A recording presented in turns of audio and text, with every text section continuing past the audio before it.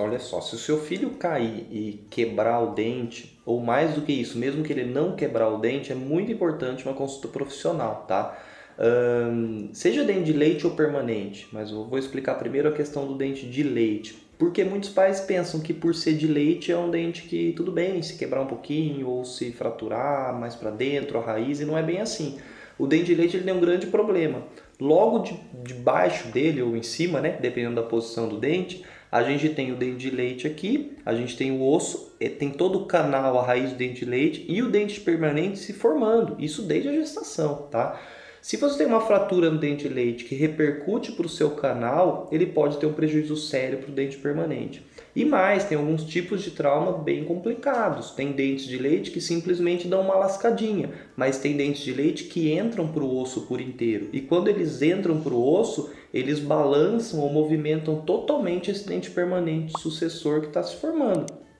Então, é muito importante a gente acompanhar um dente de leite que foi traumatizado, seja um trauma leve ou seja um trauma severo.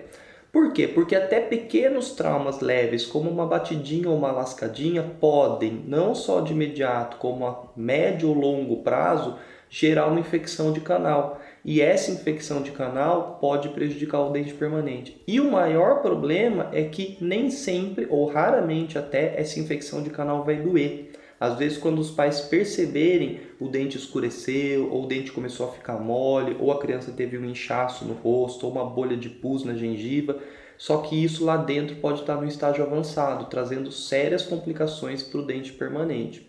E quando você tem um trauma no dente permanente, também é tão ruim quanto, porque você tem o dente que é para o resto da vida.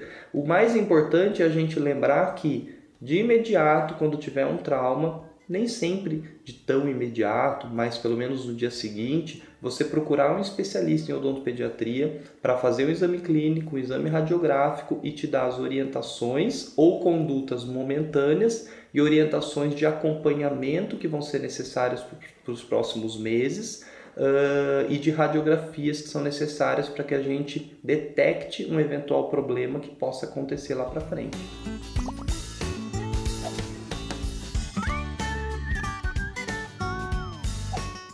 Quando a criança cai, né, bem nesse momento da pancada, vamos dizer assim, ela pode acometer o lábio, o nariz e o dente, tudo junto, ou só o dente, né? Se a gente tiver o acometimento do tecido mole, que a gente fala, do lábio e tudo mais, sim, é legal procurar ajuda profissional, mas dependendo do lugar que você tiver, o gelo é uma coisa importante. As medicações, é melhor esperar uma orientação profissional, né? Mas o gelo talvez fosse a conduta mais importante.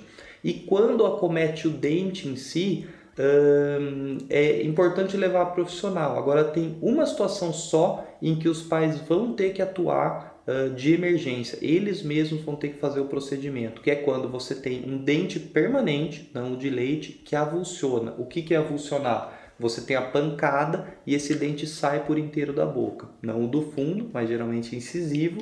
Se for o dente permanente, isso com 7, 8, 9, 10 anos ou até um adulto, o que o pai tem que fazer ou a mãe tem que fazer é pegar esse dente pela coroa, nunca pela raiz, que vai ter 1,5 cm ou mais, colocar em água corrente, lavar essa raiz sem tocar nela, tá? Colocar, olhar a posição do dente, colocar imediatamente na cavidade de novo e procurar um profissional. Por quê? Isso se chama reimplante. E esse reimplante tem uma chance considerável de dar certo, pelo menos por alguns anos, quando é feito nesses primeiros 15 a 30 minutos. Se o pai tocar na raiz, remover as células que estão na raiz, ou demorar muito para fazer isso, aí não vai mais dar certo. Por isso que essa é uma conduta que o pai ou a mãe tem que tomar.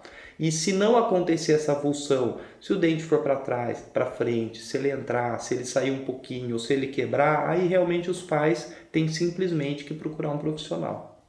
E aí, por acaso isso já aconteceu com o seu filho? Comenta aqui para saber se você teve a conduta correta, de te responder alguma dúvida eventualmente. E não se esqueça de ver os outros vídeos que a gente tem no nosso canal falando sobre muitos assuntos da odontopediatria. Te espero lá.